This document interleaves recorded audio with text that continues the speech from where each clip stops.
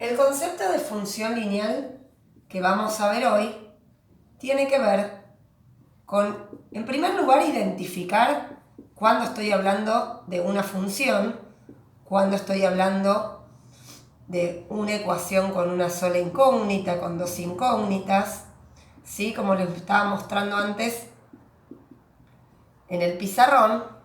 Por ejemplo, entre todas estas expresiones sucede que algunas las puedo igualar a cero, ¿sí? Como ser, por ejemplo, en la cuadrática me sirve tenerla igualada a cero cuando busco una única solución, ¿sí? Acá se acuerdan que con la fórmula resolvente, menos b más menos y todo eso, logramos encontrar, por ejemplo, solución 0 y la otra solución que es menos 5 medios, que si la reemplazo acá seguramente me da 0. Ahora, si yo reemplazo acá por 1, 2 por 1 al cuadrado sería 2 más 5 me da 7, no me da 0, es decir, no sirve. No es que puedo elegir un valor de x cualquiera. De hecho, si elijo un valor de x cualquiera, que no sea alguno de estos dos, esto no daría 0 y no verificaría la ecuación. En cambio, si esto está igualado ahí, como sucede acá, o como sucede acá, tenemos el caso de poder elegir un valor de x y encontrar otro valor de y. ¿Sí? Que es en lo que pasa acá y acá. Si estoy hablando de una única ecuación, nosotros hemos visto en otros momentos sistemas de ecuaciones donde al presentarse dos ecuaciones con dos incógnitas, ahí sí podíamos encontrar una única solución para x y una única para y. Pero si esto se presenta solo y yo quisiera buscar un único valor de x, por más que despeje me queda en función de y. Por lo tanto, acá, si ustedes recuerdan, podíamos armar una tabla en donde encontremos distintas posibilidades. Por ejemplo, si x vale 0, ¿qué sucede? 2 por 0, 0, más 3, 3. Entonces la y queda obligada a valer 3. Si a x la reemplazo por 1, ¿qué sucede? 2 por 1, 2, más 3 es 5. Si x de repente vale menos 2, 2 por menos 2, menos 4, más 3, menos 1. Entonces yo no es que puedo elegir un valor para x, por ejemplo 3, y elegir que y valga 9. ¿Sí? Porque si reemplazo, bueno, justo 9, si reemplazo la x por 3, 2 por 3, 6, más 3 no me da 8, no puedo inventarlo yo. La y queda, depende del valor que yo haya elegido de x. Entonces la y para x igual a 3 tiene la obligación de ser 9. Lo mismo sucede con la función cuadrática.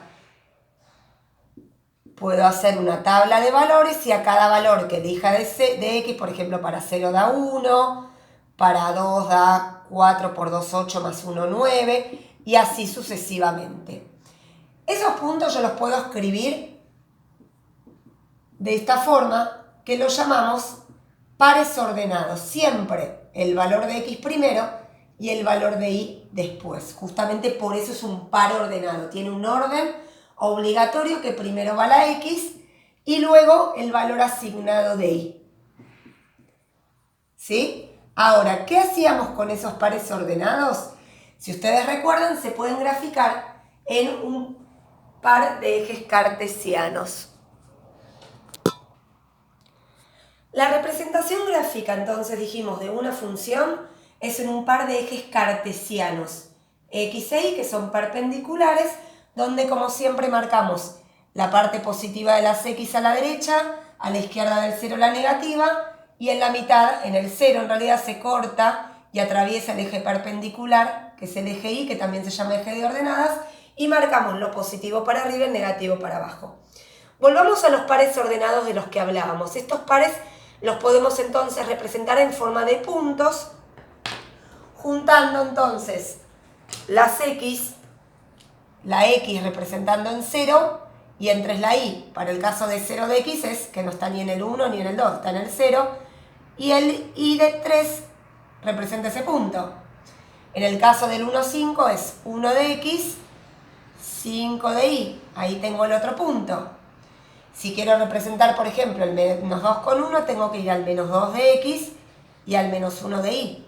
Pero ahora estos puntos son arbitrarios. Yo elegí esos porque quise. Ustedes pueden haber elegido el 10, el 15, el menos 1, es decir, puntos que yo en particular acá no elegí.